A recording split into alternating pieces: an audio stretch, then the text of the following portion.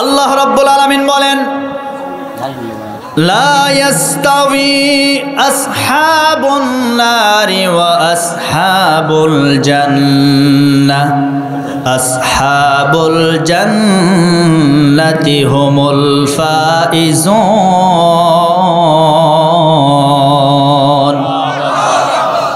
আল্লাহ রাব্বুল আলামিন বলেন জান্নাত আর জাহান্নামের অধিবাসী কখনো এক হতে পারে না, বরং যারা জান্নাতি হয়ে যায় এই মানুষগুলাই সফল কাম হয়ে যায়।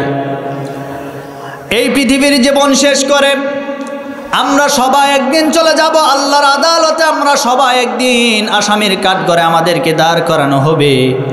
আমরা সবাই একদিন দাঁড়িয়ে যাব। যেই দিন দাঁড়িয়ে যাব সেই দিনের নাম হচ্ছে হাসরের ময়দান, কিয়ামতের ময়দান। ওই কিয়ামতের ময়দানে আমরা সবাই যখন একত্রিত হয়ে যাব, একত্রিত হয়ে যাওয়ার পরে রব্বুল আলামিন আমাদের বিচার করবেন। ওই বিচারের ময়দানে আমরা সবাই আসামির মতন মাথা নিচু করে আল্লাহর সামনে দাঁড়িয়ে যাব। আল্লাহ রব্বুল আলামিন আমাদের বিচার করবেন, কিন্তু আমরা মুখে মুখে বললে হবে না আমাদের আমলনামা আছে না নাই। জোরে বলেন। কিয়ামতের ময়দান যেদিন কায়েম হয়ে যাবে, ওই কিয়ামতের ময়দানে রব্বুল আলামিন আমাদের সবাইকে একত্রিত করবেন। করার পরে দুটি দলে আমাদেরকে বিভক্ত করবেন।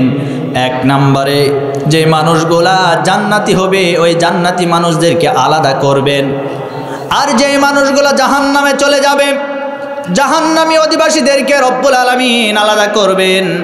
জান্নাতীরা এই মানুষগুলা সফল কাম হয়ে গেছে, আর যারা জাহান্নামী মানুষ হবে তাদেরকে রব্বুল আলামিন বিচারের কাঠগড়ায় দাঁড় করাবেন। আর ওই কিয়ামতের ময়দানে আমরা যখন একত্রিত হয়ে যাব, হয়ে যাওয়ার পরে জান্নাতি মানুষ যারা হবে তাদেরকে আমলনামা সামনে দিয়ে ডান হাতে দেওয়া হবে, আর জাহান্নামী মানুষ যারা হবে তাদেরকে আমলনামা পিছন দিক দিয়ে বাম হাতে দেওয়া হবে।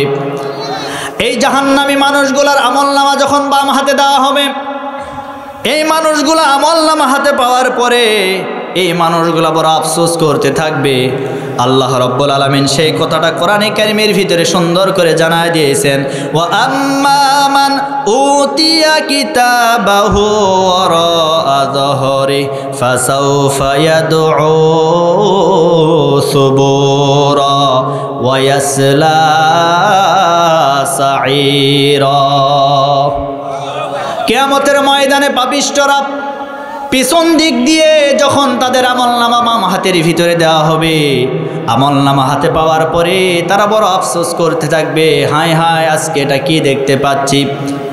এরপরে আমলনামা হাতে পাওয়ার পরে তারা আরো বলবেন, ওয়া আম্মা মান উতিয়া কিতাবাহু বিশিমালিহি ফায়াকুলু ইয়া লাইতানি লাম উতা কিতাবিয়া ওয়া লাম আদরি মা হিসাবিয়া ইয়া লাইতাহা কানাতিল কাদিয়া মা আগনা আন্নি মালিয়া হালাকা আন্নি সুলতানিয়া। জোরে বলে আল্লাহু আকবার। ওই পাপিষ্ঠ বান্দার আমলনামা হাতে পাওয়ার পরে বলবেন, হায় হায় আজকে যদি আমার হিসাব না করা হতো আজকে আমার কতই না ভালো হতো।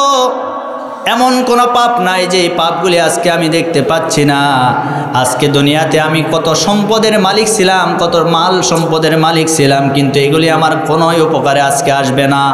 কিয়ামতের ময়দানে ওই পাপিষ্ঠরা আমলনামা হাতে পাওয়ার পরে বড় আফসোস করতে থাকবে।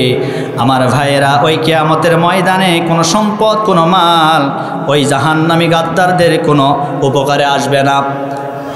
এরপরে আমলনামা হাতে দেওয়ার পরে রব্বুল আলামিন বলবেন, এই জাহান্নামের গাদ্দার আজকে তোর আমলনামা তোর হাতে আমি ধরিয়ে দিয়েছি, তোর আমলনামা আজকে তুই নিজেই পড়। রব্বুল আলামিন সেই কথাটাও জানিয়ে দিয়েছেন, ইকরা কিতাবাকা কাফা বিনাফসিকাল ইয়াউমা আলাইকা হাসিবা। আজকে তোর আমলনামা তুই নিজে পড়। কোন কোন পাপ তুই করেছিস আজকে তুই পড়, তুই পাঠ কর। ওই জাহান্নামের গাদ্দার আমলনামা হাতে নেওয়ার পরে বলবে, হায় হায় আমার জন্য আফসোস, এমন কোনো পাপ এই জায়গায় তো গোপন করা হয় নাই, সমস্ত পাপগুলি লেখা হয়েছে। আমি দুনিয়াতে সুদ খেয়েছি, সুদের পাপও তো আমলনামার ভিতরে আছে। আমি দুনিয়াতে ঘুষ খেয়েছি, ঘুষের পাপও তো এর ভিতরে আছে। আমি অন্যায়ভাবে মানুষের ঘর বাড়িতে আঘাত করেছি, সেই পাপও এর ভিতরে আছে। অন্যায়ভাবে মিথ্যা মামলা মানুষদের নামে আমি দিয়েছি, সেই পাপটাও এর ভিতরে আছে। অন্যায়ভাবে দলীয়করণ করার জন্য দলের স্বার্থে আমি মানুষের উপরে আঘাত করেছি, মানুষের ঘর বাড়ির উপরে ডাকাতি করেছি, চুরি করেছি, সেই পাপটাও তো এর ভিতরে আছে, একটাও তো বাদ দেওয়া হয় নাই। কিয়ামতের ময়দানে এইভাবে যখন তাকে বলা হবে, পর আজকে তোর আমলনামা তুই নিজেই পড়, ওই জাহান্নামের গাদ্দার আমলনামা হাতে পাওয়ার পরে পড়তে থাকবেন আর আফসোস করতে থাকবেন, হায় হায় এমন কোনো পাপ নাই যে পাপটা আজকে লেখা হয় নাই। আহারে, আমলনামা যদি আজকে আমাকে না দেওয়া হতো তাহলে আমার জন্য কতই না ভালো হতো। আমার ভাইয়েরা, আমার প্রিয় বন্ধুগণ, কিয়ামতের ময়দানে এই জাহান্নামের গাদ্দারকে যখন পড়তে বলা হবে, ওই জাহান্নামের গাদ্দার দুনিয়াতে গাদ্দারি করেছে, ওই কিয়ামতের ময়দানেও গাদ্দারি করে বলবে, আল্লাহ এ আমলনামা মনে হয় আপনার ফেরেশতা অন্য কারো আমলনামা আমার হাতে ধরিয়ে দিয়েছে। নাউজুবিল্লাহ বলবেন না? আপনার ফেরেশতারা আমার হাতে আমলনামা, অন্য কারো আমলনামা ধরিয়ে দিয়েছে। আচ্ছা বলেন তো, আজকে দুনিয়াতে আমরা যারা চলাফেরা করছি, আমাদের প্রত্যেকের দুই কাঁধে দুইটা ফেরেশতা আছে না নাই? জোরে বলেন। কিরামান কাতিবিনা ইয়ালামুনা মা তাফআলুন। আছেন আমার মুক্তার, আছেন আমার বারিস্টার, আছেন আমার মুক্তার, আছেন আমার বারিস্টার, শেষ বিচারের হাইকোর্টেতে তিনি আমায় করবেন পার। আমি পাপী আল্লাহ জামিনদার, আমি পাপী আল্লাহ জামিনদার। মনের ঘরে তালা দিয়া চাবি লয়ায় আছেন সায়, আমি অধম সাধ্য কি তার হুকুম সারা বাইরে যায়, হুকুম সারা বাইরে যায়। মনরে হে দুই কান্দে দুই মোহরি লিখিতেছেন ডায়েরি, দুই কান্দে দুই মোহরি লিখিতেছেন ডায়েরি, দলিল দেখা রায় দিবেন, টাকা পয়সার নাই কারবার। আমি পাপী আল্লাহ, বলেন না বলেন না, খারাপ লাগে আপনাদের? আমি পাপী আল্লাহ, জোরে বলেন। এজন্য আমার ভাইরা, আমরা কেউ পার পেয়ে যাব না। আমাদের দুই কান্দের ভিতরে দুইটা মোহরি আছে, প্রতিনিয়ত আমরা ভালো করলেও লিখে, খারাপ করলেও তারা লিখে। আমার প্রিয় বন্ধুগণ, এরপরে ওই জাহান্নামের গাদ্দার বলবে, এটা অন্য কারো একটা আমলনামা আমার হাতে ধরিয়ে দেওয়া হয়েছে।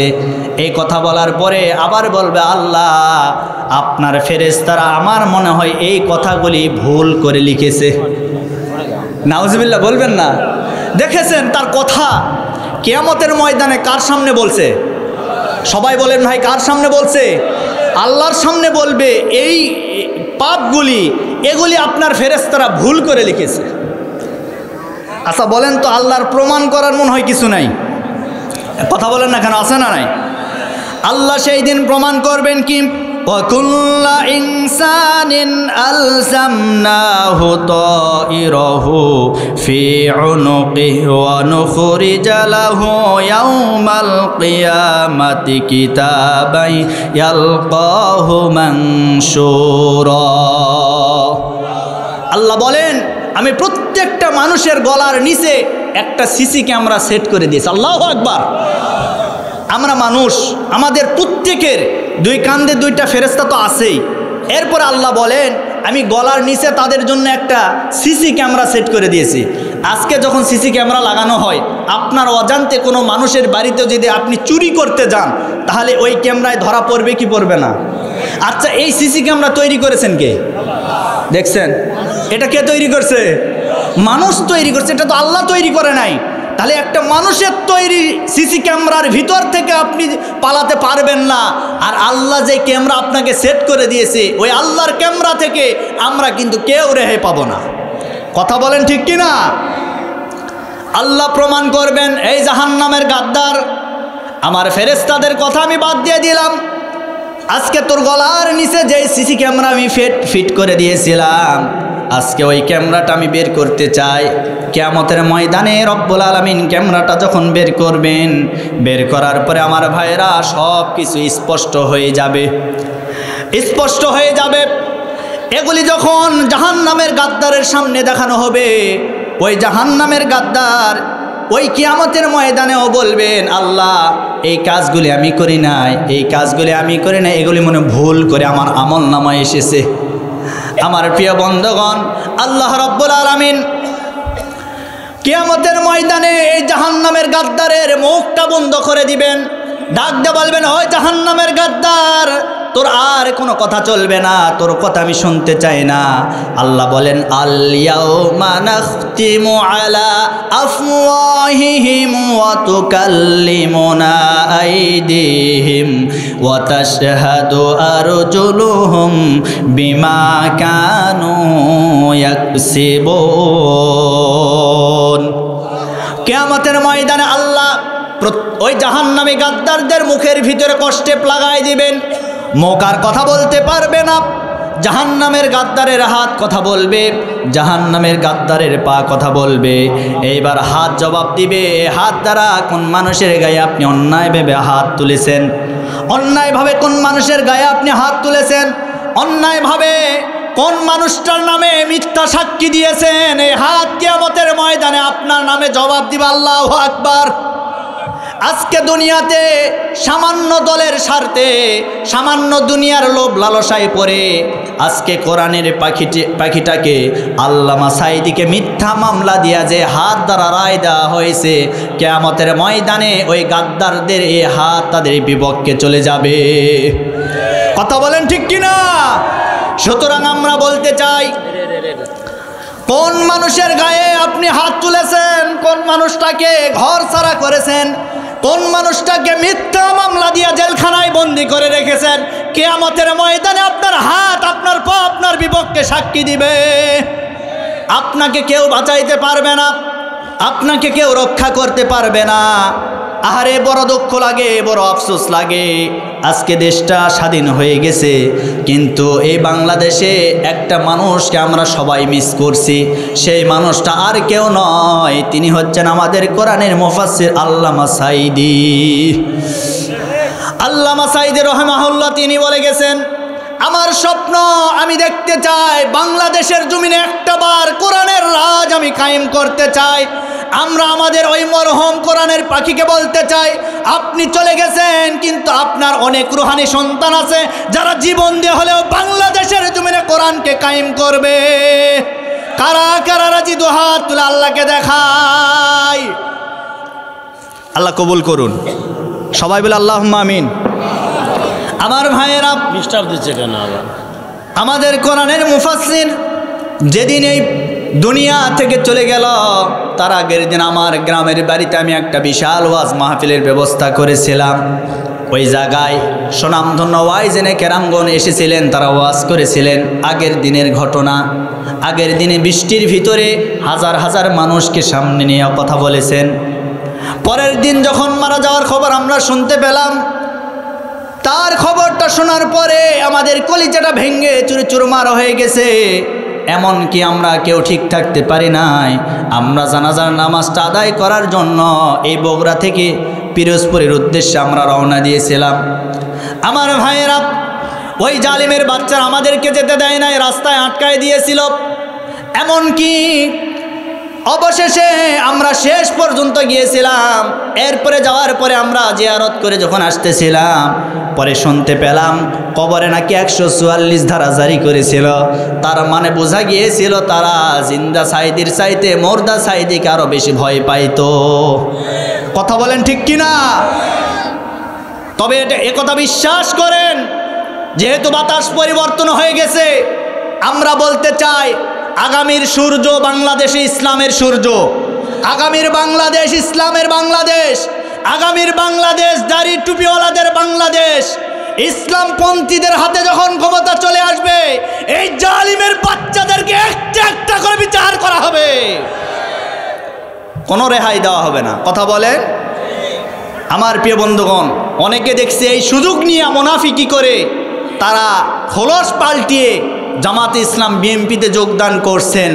আরে ভাই, তওবা করার শর্ত আছে, তওবা আপনি করবেন, আল্লাহ আপনাকে মাফ করবে, কিছু শর্ত আছে। এর প্রথমে 1 নম্বর শর্ত হলো আপনি কোনো অপরাধ করলে যার কাছে অপরাধ করবেন তার কাছে আপনাকে মাফ চাওয়া লাগবে। কথা বলেন না কেন? আমি যদি হুজুরের কাছে অপরাধ করি তাহলে আমি তওবা করার আগে তার কাছে আমাকে মাফ চাওয়া লাগবে। কথা বলেন। এরপরে আল্লাহ আমাকে মাফ করবে, কারণ হক হচ্ছে দুইটা, হাক্কুল্লাহ হাক্কুল ইবাদ, একটা আল্লাহর হক আর একটা বান্দার হক।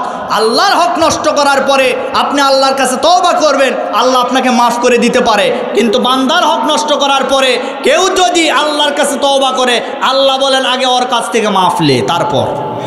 কথা বলেন না কেন?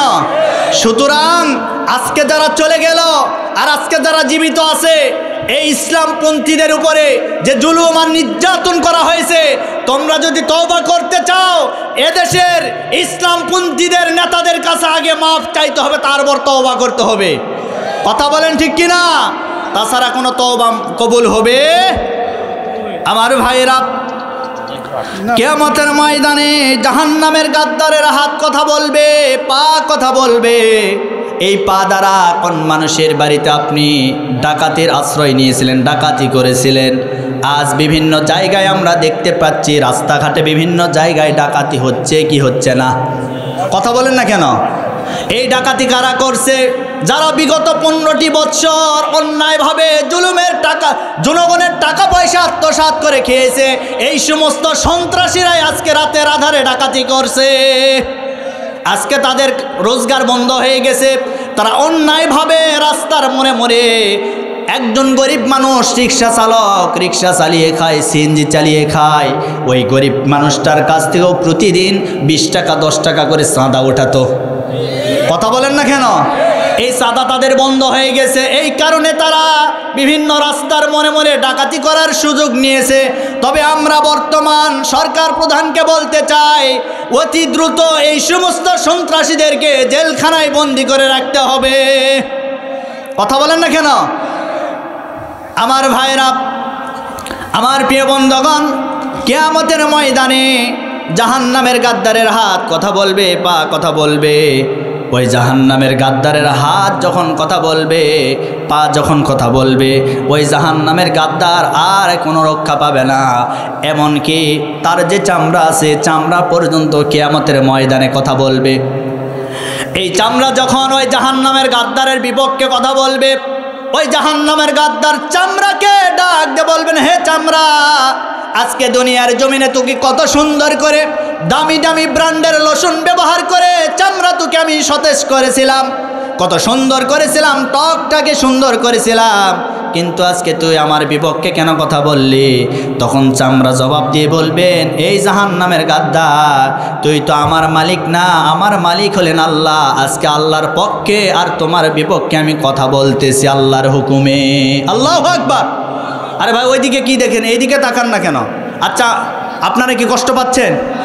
হ্যাঁ, ছেড়ে দেয় নাকি? রাগ করতেছেন? এজন্য ওইদিকে না, এইদিকে লক্ষ্য করেন। আমার প্রিয় বন্ধুগণ, খুব খেয়াল করে শোনেন। আজকের আলোচনা শোনার পরে যে ফিরে আসবে না, আমি কোরআন হাতে নিয়ে বলছি, কিয়ামত পর্যন্ত ওয়াজ শুনলে তার হেদায়েত হবে না। কথা বলেন না কেন? কোরআন দিয়ে এখানে কথা বলা হচ্ছে, এরপরেও যদি আপনি না শোনেন, আপনি তো শয়তানের খালাতো ভাই, আর হেদায়েত আসবে না।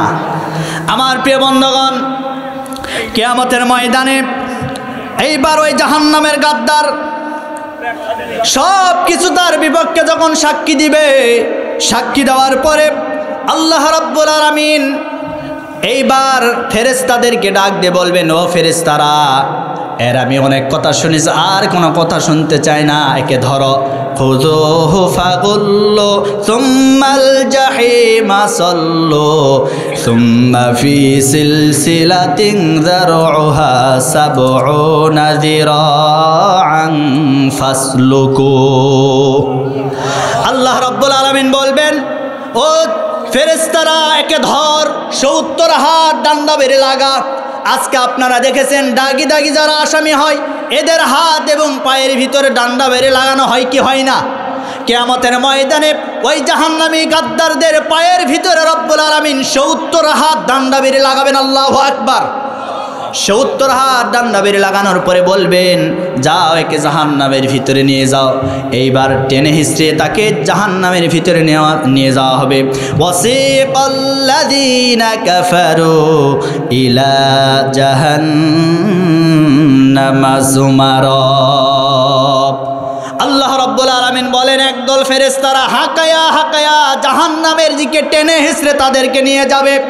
কারণ জাহান্নামে তারা যাইতে চাইবে না। জাহান্নামের যে আযাব, জাহান্নামের যে কষ্ট, এই কষ্টটা তারা উপভোগ করতে পারবে না। এই জন্য জাহান্নামের দিকে তারা যাইতে চাইবে না। ফেরেশতারা ডান্ডা বের লাগায়া জাহান্নামের দিকে নিয়ে যাবে। আহারে, জাহান্নামের যে আযাব, জাহান্নামের যে কষ্ট, এটা আমরা দুনিয়ার কেউ কিন্তু সহ্য করতে পারবো না। নবীজি হাদিস শরীফের ভিতরে বলেন, জাহান্নাম কি জিনিস দেখো। জাহান্নাম এমন একটি জিনিস, এমন একটি গর্ত, এমন একটি ভয়ানক স্থান। এই জাহান্নামের উপর থেকে কোনো একটা পাথর যদি উপর থেকে ফেলে দেওয়া হয়, এই পাথরটা জাহান্নামের তলদেশে স্পর্শ করতে লাগবে 70 বছর। আল্লাহু আকবার, 70 বছর স্পর্শ করতে লাগবে। এমনকি আমার ভাইয়েরা, এই জাহান্নামের এমন এমন ওত পেতে আছে, রব্বুল আলামিন বলেন, ইন্না জাহান্নামা কানাত মিরসাদা লিত্তাগিনা মাআবাল লাবিসিনা ফিহা আহকাবা। জাহান্নামীদেরকে ধরার জন্য ওত পেতে আছে। জাহান্নামী ধরার জন্য জাহান্নাম এমনভাবে ওত পেতে আছে, যখন জাহান্নামীরা চলে আসবে জাহান্নামীদেরকে আক্রমণ করবে। আমার ভাইয়েরা, কিয়ামতের ময়দানে ওই জাহান্নামীদেরকে এমনভাবে লাঞ্ছনার গঞ্চনা দেওয়া হবে, তারা কিন্তু কেউ রক্ষা পাবে না। তারা কিন্তু কেউ কাউকে হেফাজত করতে পারবে না। ওই জাহান্নামী গাদ্দারদেরকে জাহান্নামের ভিতরে যখন নিয়ে যাওয়া হবে, এইবার জাহান্নামে যাওয়ার পরে জাহান্নামী ওই গাদ্দারদেরকে আগুনের পোশাক পরিধান করে দেওয়া হবে। আল্লাহ রাব্বুল আলামিন সে কথাটা বলেন, ফাল্লাযীনা কাফারু কুত্তিআত লাহুম সিয়াবুম মিন নারি ইউসাব্বু মিন ফাওকিহিম রুউসিহিমুল হামিম। আল্লাহ রাব্বুল আলামিন বলেন, জাহান্নামী গাদ্দারদেরকে আগুনের পোশাক পরিধান করে দেওয়া হবে। এই আগুনের পোশাকটা কেমন হবে শোনো শোনো। যখন আগুনের পোশাকটা তাদের শরীরের ভিতরে লাগানো হবে, শরীরটা পুরে ভস্ম হয়ে যাবে, শরীরের চামড়া গলে যাবে। আমার ভাইয়েরা, জাহান্নামের আগুনের কালার কেমন হবে এবার শোনেন। আজকে দুনিয়ার আমরা যেই সমস্ত রান্না করি, যে আগুনটা দিয়ে রান্না করি, এই কালারটা কিন্তু লাল বর্ণের। কথা বলেন না কেন? আর জাহান্নামের আগুনের কালার কেমন হবে এবার শোনেন। নবীজি বলেন, জাহান্নামের আগুন প্রথমে ছিল একেবারে লাল বর্ণের।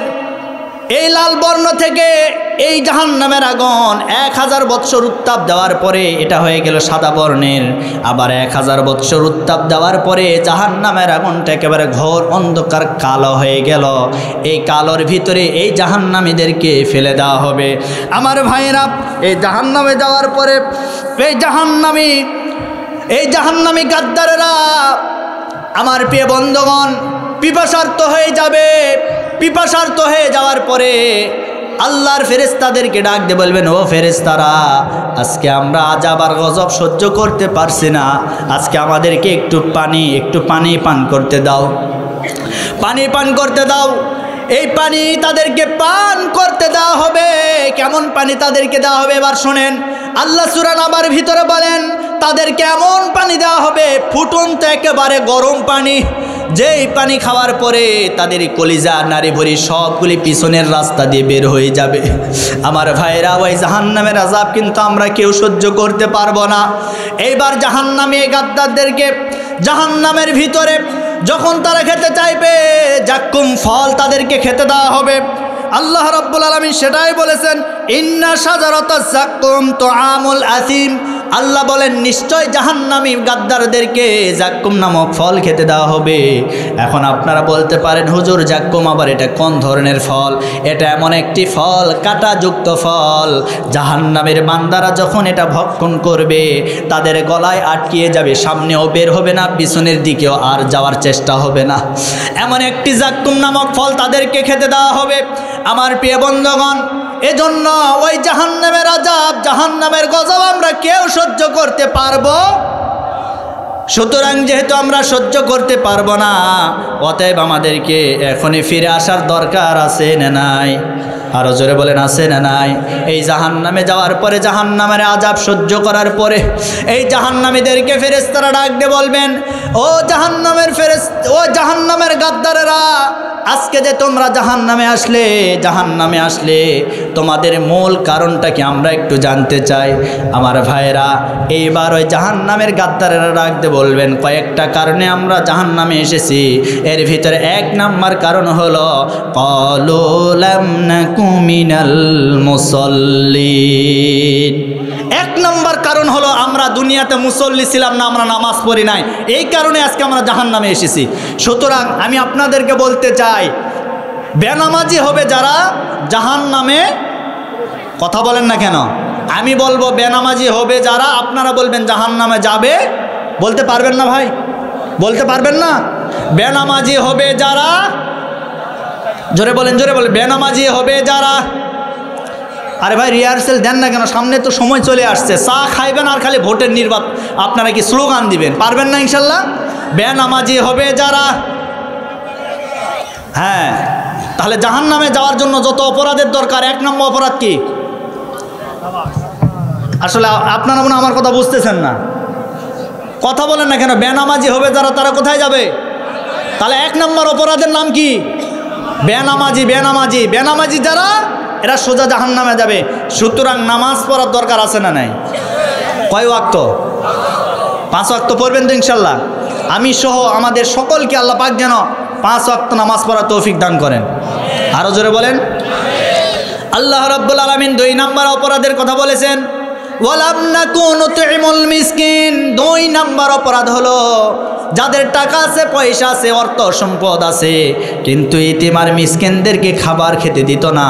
এই সমস্ত মানুষগুলি সরাসরি যাবে কোথায়? এটা হলো 2 নম্বর অপরাধ। এরপরে আল্লাহ রাব্বুল আলামিন বলেন, ওয়া কুন্না নাখুদু মাআল খায়দিন। আল্লাহ রাব্বুল আলামিন বলেন, আল্লাহ রাব্বুল আলামিন বলেন 3 নম্বর তাদের অপরাধ, এই সমস্ত মানুষগুলি যারা জাহান্নামে যাবে, মানুষের সমালোচনা করবে যারা, জাহান্নামে যাবে তারা। আপনারা বলেন, মানুষের সমালোচনা করবে যারা, তারা যাবে কোথায়? আরো জোরে বলেন। এজন্য মানুষের সমালোচনা করা যাবে না, নিজেকে নিয়ে আমাদের সমালোচনা করতে হবে। আরে ভাই, একজন মানুষ খারাপ না ভালো সেটা আপনাকে বিবেচনা করা লাগবে না, সেটা আল্লাহ করবে। কিন্তু আপনি নিজেকে নিয়ে ভাবুন, আপনি কয় নম্বরে খারাপের ভিতরে আছেন? কথা বলেন না কেন? আপনি নিজেকে নিয়ে ভাবুন। আর সবচাইতে আমাদের দেশের ভিতরে যাদেরকে নিয়ে সমালোচনা হয় তারা হচ্ছে আলিম সমাজ। আলিমদেরকে নিয়ে সবচাইতে সাধারণ মানুষের এখন সমালোচনা করে। আর এই সমালোচনা করার পিছনে কারণ হলো সাধারণ মানুষের কোনো অপরাধ নাই, সব অপরাধ হচ্ছে আমাদের ভিতরে। কারণ এক হুজুর আরেক হুজুরকে দেখতে পারে না, এক হুজুর আরেক হুজুরের দুশমন। কয়টা কি? কয়টা কওমি, কয়টা কি? কয়টা আলিয়া, এটা কি? কয়টা চরমনা, ওটা কি? ওটা জামাতি ইসলাম। এই যে আমাদের ভিতরে দলাদলি, ঘুতাঘুতি, এখন সাধারণ মানুষেরা চিন্তা করে যাদেরকে নিয়ে সবসময় আমরা চিন্তা করব, গবেষণা করব, ভালো কিছু আমরা তাদের কাছ থেকে আশা করব, তারাই দেখি আজকে আলাদা হয়ে যাচ্ছে। আমরা যাবো কার কাছে? কথা বলেন না কেন?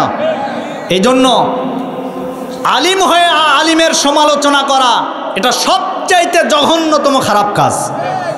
একজন আলেম আরেকজন আলিমের যখন সমালোচনা করে, তখন সাধারণ পাবলিকগুলি এরা চিন্তায় পড়ে যায় যে তারাই তো এখন বড় জাহান্নামী হয়ে আছে। কারণ সমালোচনা করলে যাওয়া লাগবে কোথায়? কথা বলেন আমার প্রিয় বন্ধুগণ। এজন্য এই অপরাধগুলো করা যাবে না। সমালোচক আমরা হতে চাই না, কথা বলেন ঠিক কিনা? সমালোচক হওয়া যাবে আমার ভাইয়েরা। এবার আসেন, এই জাহান্নামীদেরকে যখন জাহান্নামের ভিতরে আযাবের উপরে আযাব যখন দেওয়া হবে, এই জাহান্নামের মানুষগুলা জান্নাতি মানুষদের দিকে তাদের দৃষ্টিটা চলে যাবে। যাওয়ার পরে তারা বলবে, তারা কি বলবে? ওয়ানাদা আসহাবুন নারি আসহাবাল জান্নাতি আন আফিদু আলাইনা মিনাল মাই আও মিম্মা রাযাকাকুমুল্লাহ ক্বালু ইন্নাল্লাহা হাররামাহুমা আলাল কাফিরিন। তারা বলবে, হায় হায়, আজকে তো তোমরা আমাদের বন্ধু ছিলা, একই সাথে ওই যে ধারকি সনাতনপুর মসজিদে নামাজ পড়তাম, আজকে আমরা জাহান্নামে এসেছি ভাই, তোমরা আজকে জান্নাতে চলে গেছো।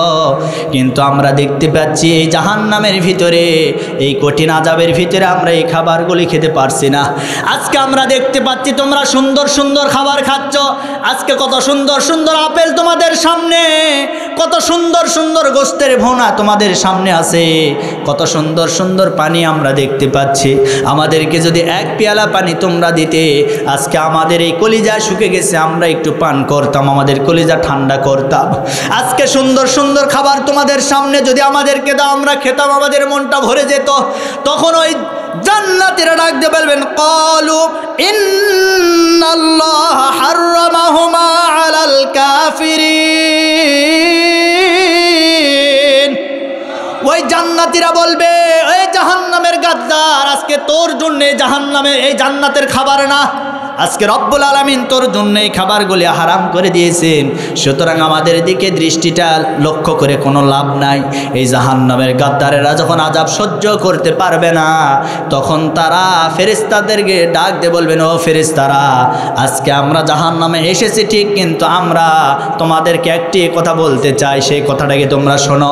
আজকে যে জাহান্নামে আমরা আসলাম, কিন্তু আমরা যাদের পিছনে স্লোগান দিয়েছি, আমার নেতা, তোমার নেতা, অমুক নেতা, অমুক নেতা, অমুক নেতার চরিত্র ফুলের মতো পবিত্র, নামাজ নাই 1 ওয়াক্ত, গাঁজা খায় 5 ওয়াক্ত, কথা বলেন না কেন?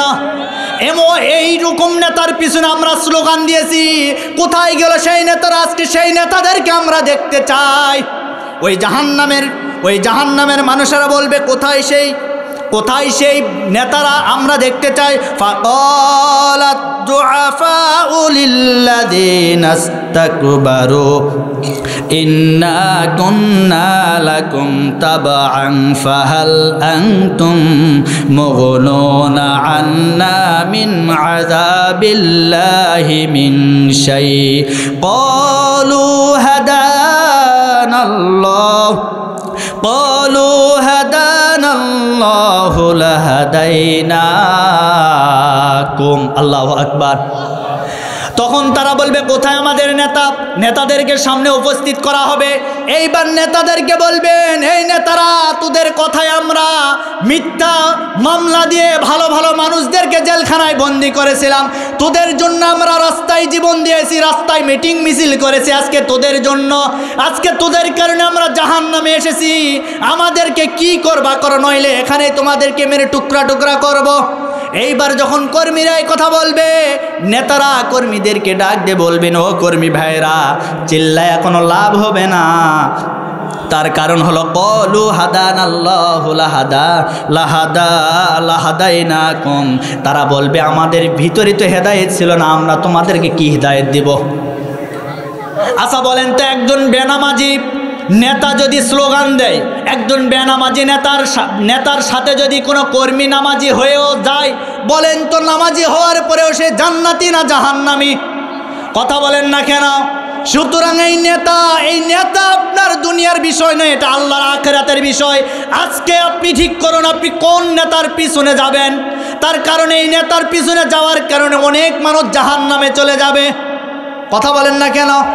আজকে নামাজ পড়েন আপনি, ঠিক আছে, রোজা রাখেন সেটাও ঠিক আছে, হজ করে আসছেন সব ঠিক আছে, কিন্তু আপনার নেতা বেনামাজি, সুদখোর, ডালখোর, মদখোর, এইরকম নেতার পিছনে যদি আপনি চলে যান, আপনি নামাজি, আপনি হাজি, আপনি রোজাই বান্দা, সব ঠিক আছে, এরপরেও আপনাকে যাওয়া লাগবে জাহান্নামে।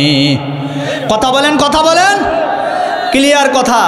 সুতরাং আমি আপনাদেরকে বলতে চাই, স্বাধীনতার 56 বৎসর পার হয়ে গেছে, আজ পর্যন্ত আমরা বাংলাদেশে দেখেছি সকল নেতার আদর্শ, সকল নেতার মতাদর্শ আমরা দেখেছি, কোন নেতার আদর্শ দিয়ে বাংলাদেশে আমরা শান্তি পাই নাই।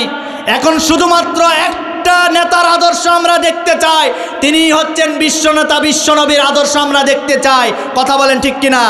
কারা কারা চান দু হাত তুলে আল্লাহকে দেখায়।